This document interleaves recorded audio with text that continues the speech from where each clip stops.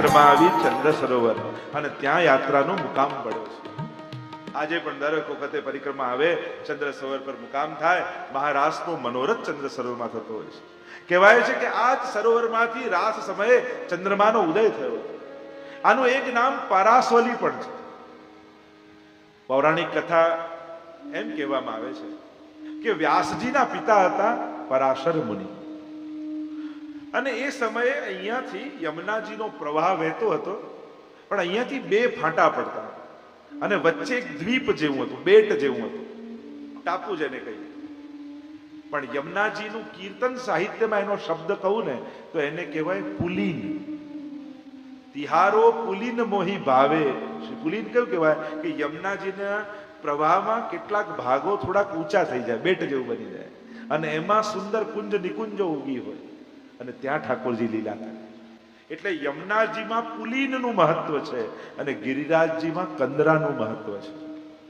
ત્યાં આ માધુર્ય ભાવની લીલા થાય. યમુનાજીના તટ ઉપર અને ગિરિરાજજીની તરેટી ઉપર બાલ લીલા, અને કંદરા અને પુલીનમાં કિશોર લીલા થાય છે. આ બંને લીલાઓ અહર્નિશ લીલાઓના દર્શન છે ને. અહ એટલે દિવસ, નિશ એટલે રાત. દિવસની લીલામાં પણ સંયોગ છે અને રાત્રિની લીલામાં પણ સંયોગ છે. અને એટલા માટે ગિરિરાજજી અને યમુનાજી આ બંને એવા છે કે એમને અખંડ સંયોગ છે, અખંડ સંયોગ છે. અને એટલે જ બંનેને દૂધ ચડે છે, કારણ કે દૂધ પરમ પ્રેમનું પ્રતીક છે. સદાય ભગવત પ્રેમમાં ભીજાયેલા રહે છે. યમુનાજીને વિરહ નથી. ક્યાંય કોઈ એવું પદ સાંભળ્યું કે યમુનાજી પ્રયોગ કરતા હોય કે ક્યારે પ્રભુ મળશો? અખંડ સૌભાગ્યવતી છે અને અખંડ સંયોગવતી છે. ઘણા લોકો અખંડ સૌભાગ્યવતી હોય પણ અખંડ સંયોગ ના હોય. અમને તો અખંડ સંયોગ છે. અને ગિરિરાજજીને પણ, કારણ કે સવારની લીલા ગૌચારણની લીલા એ પણ ગિરિરાજજીમાં, અને રાત્રિની લીલા ગોવર્ધન ગિરી સઘન કંદરા રૈન નિવાસ કિયો પિય પ્યારી. બંને લીલાઓના અનુભવ છે. તો બેટ છે, તો અહીંયાથી બે પ્રવાહ હતા. અને એવી પુરાણોમાં કથા આવે છે કે પરાશર મુનિ મત્સ્ય ગંગા સત્યવતી કન્યા, અને ન કરવાનું કૃત્ય સંધ્યાકાલમાં થયું.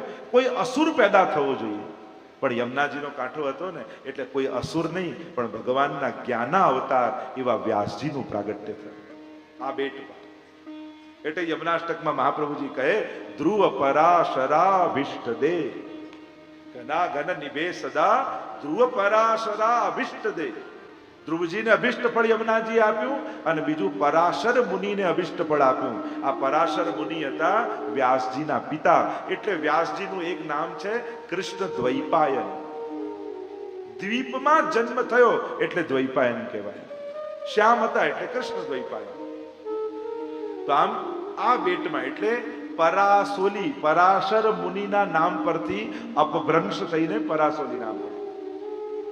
એક મત એવો છે, એક મત એવો છે કે જે પરમ રાસનો અનુભવ ઠાકોરજી અહીંયા કરાવ્યો. પરમ રાસ એટલે પરાસોલી. પરમ રાસ જ્યાં થયો એ પરાસોલી. એમ ચંદ્ર સરોવરને પરાસોલી નામથી પણ પરિચય આપવામાં આવે, કારણ કે મહારાસ અહીંયા થયો છે.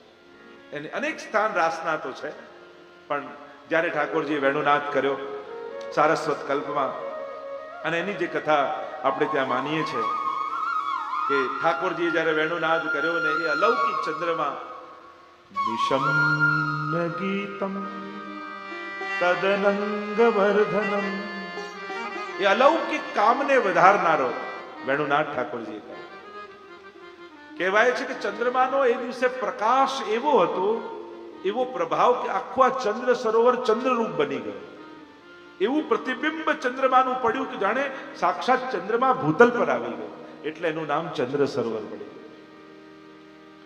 એમ આ રાસની પરમ રાસસ્થલી છે કે જ્યારે ગોપીજનો ને પ્રભુએ આમંત્રિત કર્યા, પ્રશ્નોત્તરી થઈ, હાર્યા, લઘુ રાસનું દાન કર્યું, મનમાં મદ આવ્યો, અને મદ જોઈ પ્રશ્માય પ્રસાદાય તત્રૈવાંતરધીયત. પ્રભુ અંતર ધ્યાન થયા. ગોપીઓ શોધવા લાગી પ્રભુને. શોધતા શોધતા બ્રજના અનેક સ્થાનોમાં, કારણ કે બ્રજની રાસલીલાના અનેક સ્થાનો છે, ત્યાં તો નિત્ય રાસ થાય. જો સુખદેવજીની આગળ જે વર્ણન કર્યું છે ને, ગોપાલદાસજી તો કહે દિવસ એકાદની ઉત્તરા કુંવર પ્રતિ, એમ કહ્યું. એકાદ દિવસની લીલાનું જ ભાગવતજીમાં વર્ણન છે. કારણ કે 7 જ દિવસ હતા, વધારે સમય નહોતો, એટલે વર્ણન ન કરી શક્યા. આ તો સારું થયું. એ જ અમારા કીર એટલે સુક અને એના તનિયા, કીર તનિયાઓ પ્રગટ થયા, અષ્ટ સખાઓ પ્રગટ થયા કે એમણે સુખદેવજીની વાણીને વિસ્તારથી ગાઈ છે. સુખદેવજી ન ગાઈ શકે, પણ કીર્તનિયા આપણા આ અષ્ટ સખાની વાણી, જે જે લીલાઓ ભાગવતજીમાં વર્ણન કરવાની રહી ગઈ, યા ગુપ્ત રૂપે, ગૂઢ રૂપે વર્ણન કરી સુખદેવજી આગળની કથા કહેવા લાગ્યા, એનો વિસ્તાર આ અષ્ટ સખાઓએ કર્યો છે. એટલે જ 12 માસના આપણા ઉત્સવના કીર્તનો આપણને મળે છે, જેના સંકેત ભાગવતજીમાં મળે છે. યુગલ ગીતમાં પણ 12 માસની લીલા ગૂઢ રૂપે છુપાયેલી છે, એમ મહાપ્રભુજી આજ્ઞા કરે છે. અને એ સમયે આ એ પરમ પવિત્ર સ્થળ છે જ્યાં એ શરદનો ચંદ્રમા જાગ્યો. ઠાકોરજી ગોપીઓના જ્યારે અહંકારનું પ્રશમન થઈ ગયું, ગોપીઓ દીનતા જાગૃત થઈ, ગોપીઓની અંદર આધિદૈવિક દીનતા, આંખમાંથી ચોધાર આંસુ રડવા લાગી. ઇતિ ગોપ્ય પ્રગાયંત પ્રલપંતશ્ચ ચિત્રધા રુરુદુઃ સુસ્વરમ રાજન કૃષ્ણ દર્શન લાલસા. અને કૃષ્ણ દર્શનની લાલસાથી ગોપીઓ રડે છે. અને એ જ ક્ષણે આ સ્થાન પર તાસામાવિર્ભૂત શૌરી સ્વયમાન મુખાંબુજઃ પીતાંબર ધરસ્ત્રગ્વી સાક્ષાત મન્મથ કામદેવને મથનારા પરમાત્મા ગોપીઓના પરિકરમાં પ્રગટ થઈ ગયા. અને આકાશમાં દેવતાઓ દુંદુભીઓના નાદ કરવા લાગ્યા. કોઈ ગોપીએ પખાવજ લીધી, કોઈએ વેણો લીધી, કોઈએ ઝાંઝ લીધી, અને રાસ વિલાસ ગહે કર પલ્લવ. ગિરિરાજજીની પરિક્રમા કરો તો, 9 કોષની પરિક્રમા કરો તો ચંદ્ર સરોવર થઈને જવાય. આ એવું અલૌકિક સ્થાન છે, મહારાષ્ટ્રની ભૂમિ છે. અહીંયાથી અલૌકિક ચંદ્રમાનો ઉદય થયો છે. ઠાકોરજી પોતાના નિજાનંદનું દાન કરી રહ્યા છે, અલ્પાનંદને પૂર્ણાનંદ બનાવી રહ્યા છે. જીવાત્મા પરમાત્માની સાથે ખેલી રહ્યો છે. અલૌકિક સ્થળ બન્યું, અલૌકિક સમય બન્યો, અલૌકિક લીલા થઈ. ચંદ્ર બિહારીજીના દર્શન અહીંયા છે. બાઉજીના મંદિર અહીંયા વિરાજમાન છે. બધે દંડોત કર્યા. અહીંયા સુરદાસજીનું સ્થાન છે. પરાસોલી એ સુરદાસજીનું દ્વાર છે. જેમ અષ્ટસખાના દ્વારની ચર્ચા કરીએ છીએ, એમ સુરદાસજીનું સ્થાન આ છે. સુરદાસજી અષ્ટસખામાંના એક સખા. નેત્રોના આકારે નથી, પણ પ્રભુ જે લીલા કરે એના દર્શન સુરદાસજીને થાય છે. સ્વયં મહાપ્રભુજીએ જેના પર કૃપા કરી હોય, મહાપ્રભુજીએ જેને દ્રષ્ટિ આપી હોય, એને કેવી દ્રષ્ટિ મળે? કેવલ દશમ સ્કંદની અનુક્રમણિકા સંભળાવી. સુરદાસજી જયારે મળ્યા ને ત્યારે બ્રહ્મસમન લીધું, શરણે આવ્યા, અનુક્રમણિકા સંભળાવીને દશમ સ્કંદની સઘળી લીલાઓ સુરદાસજીની આગળ બધી પ્રગટ થઈ ગઈ. સુરદાસજીને લઈ ગયા ગોકુલ મહાપ્રભુ અને આજ્ઞા કરી કે સુરદાસ ગોકુલ કે દર્શન કરો. અને વલ્લભની વાણી તો સ્વરૂપાત્મક છે. આધિદૈવિક ગોકુલના દર્શન થવા લાગ્યા. નંદાલયના આંગણામાં હાથમાં માખણનો લોંદો લઈ નવનીત લાલ ઘૂંટણીએ ચાલતા હોય એવા રીંગણ લીલાના દર્શન થયા. એવા પ્રગટ નેત્રોથી સુરદાસજીને દર્શન થયા છે. કુટુરન ચલત રેનું તનુ મંડિત, અને આખું શ્રીઅંગ રજથી મંડિત થયું છે. એવા સુંદર બાલકૃષ્ણ પ્રભુના દર્શન થયા. સુરદાસજી પર એવી કૃપા થઈ, જેવી જેવા શૃંગાર ધરતા શ્રીજી એવા એવા કીર્તન ગાતા, એવા પદ ગાતા. અનેક અનેક પ્રસંગો સુરદાસજી માટેના તો ઘણા. 1.25 લાખ પદ રચવાનો મનોરથ સુરદાસજીનો હતો, પણ હજી 25,000 પદ બાકી છે. શું કરવું? સ્વયં ઠાકોરજીએ સૂર શ્યામ નામથી સુરદાસજીનો એ મનોરથ પૂરો કર્યો. સુરદાસજીને કહ્યું કે સુરદાસ, તમારો મનોરથ મેં પૂરો કર્યો છે. જે જે સૂર શ્યામ છાપ રાખી છે એ 25,000 પદ મારા દ્વારા રચિત છે, એમ પ્રભુએ રચ્યા છે. સમય થયું કે હવે લીલામાં જવાનો સમય થયો છે. પરાસોલીમાં આવીને બિરાજ્યા સુરદાસ. અન્ન જળનો ત્યાગ કરી દીધો છે. ગુસાઈજીને ખબર પડી कि सूरदास जई रहा है. पुष्टि मार्ग को जहाज जा रहे हो, जाको कछु लेनो હોય સો ले लो. આવ્યા ગુસાઈજી પધાર્યા. ચિત્ત કી વૃત્તિ કહાં હૈ सूरदास? જ્યારે પણ અષ્ટ સખા લીલામાં પધારતા હોય અને ગુસાઈજી કૃપા કરીને પધારે અને પૂછે ગુસાઈજી કે ચિત્ત કી વૃત્તિ કહાં હૈ? ખંજન નયન રૂપ રસ માતે. એ યુગલ સ્વરૂપની અલૌકિક રસમય લીલામાં સુરદાસજીનું ચિત્ત છે. અને એટલામાં બાજુ ઉભેલા વૈષ્ણવે પ્રશ્ન કર્યો કે સુરદાસ, શ્રી વલ્લભના ચરણોમાં આવી અનન્ય શ્રદ્ધા તમને છે. આટલા આટલા 1.25 લાખ પદ રચ્યા, પણ મહાપ્રભુજીનું એકે પદ ન ગાયું. અને ત્યારે સુરદાસે કહ્યું, ન્યારો દેખતો તો ન્યારો ગાતો. જુદા જોયા હોત મહાપ્રભુજીને પ્રભુ કરતા તો જુદા પદ ગાત, પણ મેં તો વલ્લભ અને શ્રીજીને એક જ કરીને જોયા છે.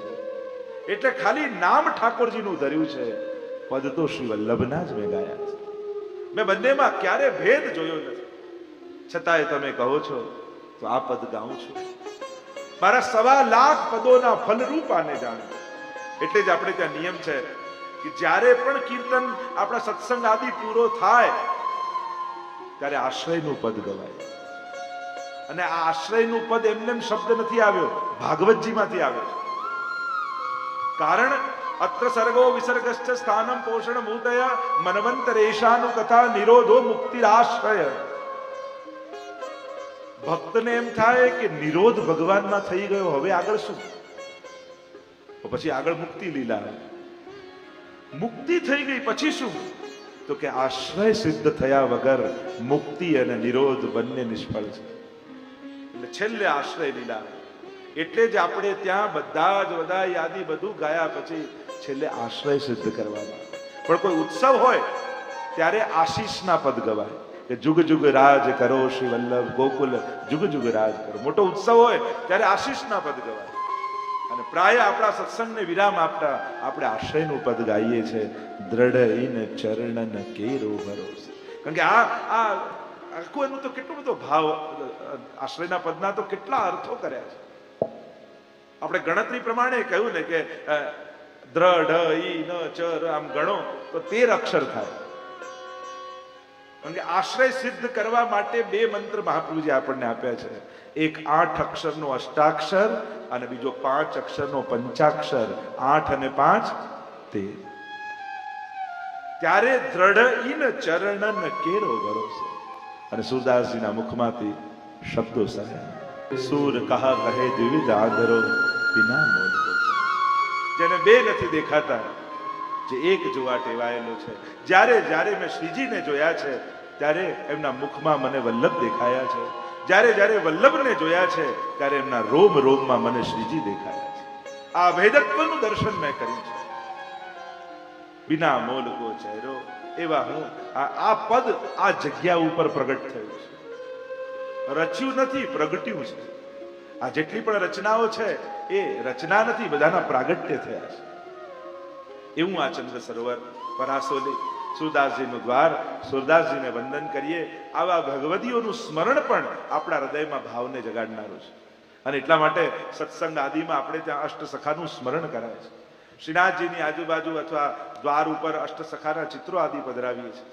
કારણ કે આવા ભગવદીઓનું ચિંતન. હું તો કહું, આપણા ઘરમાં એવા કેટલા ફોટા કે એ ફોટાને જોઈને ઠાકોરજીનું સ્મરણ થાય. એ ચિંતન કર. આમ આ સુરદાસજીનું સ્થાન. અહીંયા ઠાકોરજી શ્રીનાથજી બાવાનો જલઘરો છે. કૂવો છો યાદવેન્દ્ર દાસજીએ કૂવો ખોદ્યો તો ખરા, પણ એમાંથી ખારું પાણી નીકળ્યું. ગંગાજી પાસે ગયા, ગંગાજીમાં ડૂબકી લગાવી, હાથમાં જલ લીધું ને વિનંતી કરી કે હે ગંગાજી, આ શ્રીનાથજી બાબાને શ્રમ પડી રહ્યો છે, આપ હવે એ કૂવામાં પ્રગટ થાવ. અને ગંગાજીએ પ્રગટ થઈને વચન આપ્યું કે હા, હવે તમે જલ જઈને ચાખો. અને જ્યાં જલ ચાખ્યું, મીઠું મધુરું જલ બની ગયું. આ યાદવેન્દ્ર દાસજીએ ઠાકોરજીના કૂવા બનાવવાની એકલા હાથે ઠાકોરજીનો કૂવો ખોદ્યો. શ્રીનાથજીનો જલઘરો કહેવાય. 2 નગારા જેવા પથ્થરો છે, એ ઇન્દ્ર નગારા કહેવાય છે કે રાસ સમયે એણે આ નગારા વગાડ્યા છે. મહાપ્રભુજીના બેઠકજી છે. મહાપ્રભુજીએ જ્યારે રાસલીલાનું અલૌકિક વર્ણન અહીંયા કર્યું વૈષ્ણવની આગળ, ત્યારે વૈષ્ણવે વિનંતી કરી કે જયરાજ, આપ તો પ્રગટ દર્શન કરો છો, કૃપા કરીને અમને પણ દર્શન કરાવો. મહાપ્રભુજીએ પોતાનું સંધ્યાવંદનનું જલ જઈને જ્યાં વૈષ્ણવ પર છાંટ્યું અને નેત્રોમાં લાગતાની સાથે પ્રગટ નેત્રોથી રાસલીલાના દર્શન સર્વ વૈષ્ણવને થયા. શ્રી ગિરિરાજ બાવાના દર્શન કરાવે પ્રગટ નેત્રોથી. એવી કૃપા મહાપ્રભુજી અહીંયા કરી. શ્રી મહાપ્રભુજીના બેઠકજીમાં દંડવત પ્રણામ કર્યા, જારી ચરસ્પર્શ કર્યા. ગુસાઈજીના અહીંયા બેઠકજી છે. ગુસાઈજીના વિરહના બેઠકજી છે. અલૌકિક પ્રસંગો છે. જ્યારે ઠાકોરજીની એવી ઈચ્છા થઈ કે મારે ગુસાઈજીને વિપ્રયોગનું દાન કરવું છે, વિરહનું દાન કરવું છે. આપનું સ્વરૂપ તો સંયોગનું છે, પણ જ્યાં સુધી સંયોગ અને વિપ્રયોગ બંનેનો અનુભવ ન થાય ત્યાં સુધી રસ અધૂરો છે, મારી પ્રાપ્તિ અधूरी છે. और इसलिए मुझे गोसाई जी को विप्रयोग का दान करना है. इसलिए कृष्णदास को अधिकारी को आज्ञा की कि आप कुछ भी करो और गोसाई जी को वियोग करा. અને શ્રીનાથજીની આજ્ઞાથી ગુસાઈજીના દ્વાર રોક્યા. શ્રીનાથજીના સેવામાં પધારતા હતા ગુસાઈજી, અને કૃષ્ણદાસ અધિકારી હતા મંદિરના. દ્વાર રોકીને કહ્યું કે સેવાનો પહેલો અધિકાર તો ગોપીનાથજીના લાલજી પુરુષોત્તમજીને છે. એક શબ્દ બોલ્યા વગર મહાપ્રભુજીના સેવકનો એટલો આદર ગુસાઈજી રાખતા. અને ગુસાઈજી ત્યાંથી પધારીને સીધા ચંદ્ર સરોવર આવીને બિરાજ્યા છે. તાપ કરે છે, વિપ્રયોગ કરે છે. એક શ્રીનાથજીની બારી હતી અને એ ચંદ્ર સરોવરમાંથી દેખાતી, અને ત્યાંથી શ્રીનાથજી એમને દર્શન આપતા.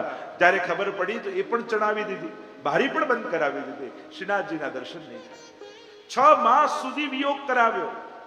ગુસાઈજીએ 9 વિજ્ઞપ્તિઓ લખી છે. અંબુદસ્ય સ્વભાવોયમ સમય વારી મુંચતી તથાપી ચાતક ખિન્ન રટતેવ ન સંશય. સ્વાતિ બિંદુ જ પીવાનું છે.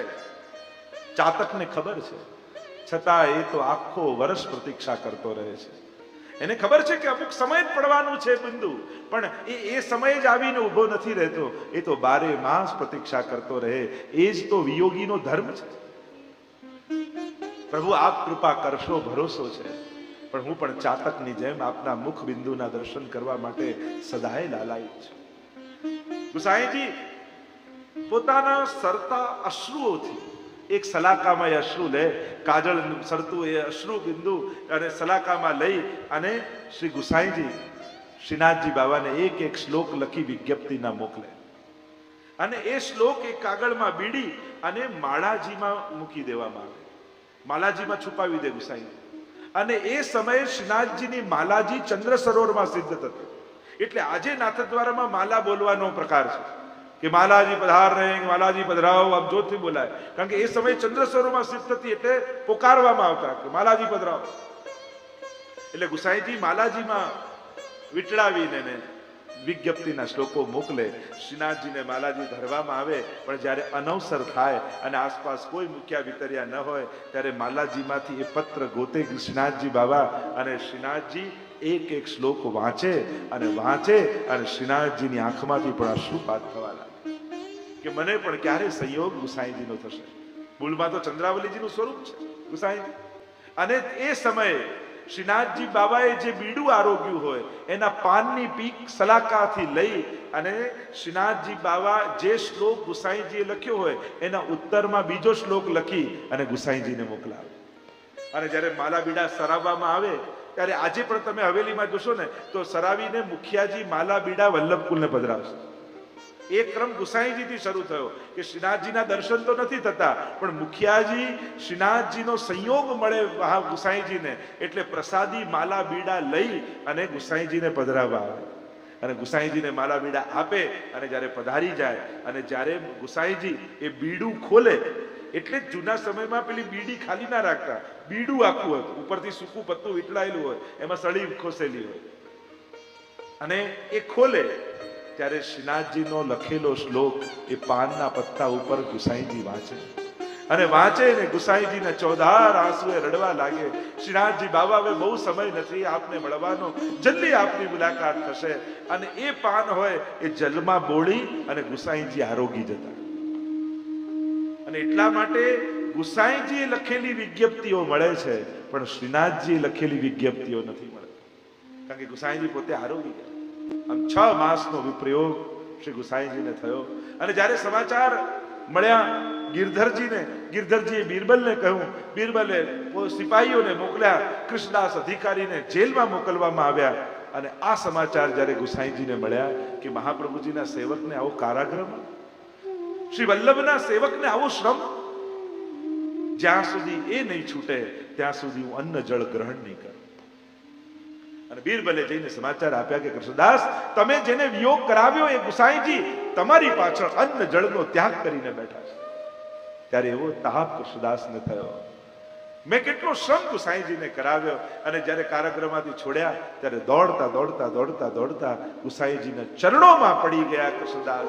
અને એ સમયે કીર્તન પ્રગટ થયું, પરમ કૃપાલ શ્રી વલ્લભ નંદન કરત કૃપા નિજ હસ્ત દેવા. આ ચંદ્ર સરોવર પર ગુસાઈજી બિરાજેલા છે અને કૃષ્ણદાસ અધિકારી ચરણોમાં આવીને પડ્યા છે. પરમ કૃપાલ શ્રી વલ્લભ નંદન કરત કૃપા નિજ હસ્ત દેવ. આપ તો પરમ કૃપાલ છે. અમારા જેવા દુષ્ટ જે આપનો અપરાધ કરે, આપને વિપ્રયોગ કરાવ્યો, છતાંય મારા જેવા માટે આપ અન્ન જળ છોડીને બેઠા છો. આપના જેવું કૃપાળુ બીજું કોણ? આજે પણ અમુક કીર્તનો તો શાશ્વત છે. આજે પણ વલ્લભપુરની આરતી ઉતારતા હોઈએ ત્યારે આ પદ આપણે ગાતા હોઈએ. ખરેખર તો ગુસાઈજીની વધાઈ છે આ.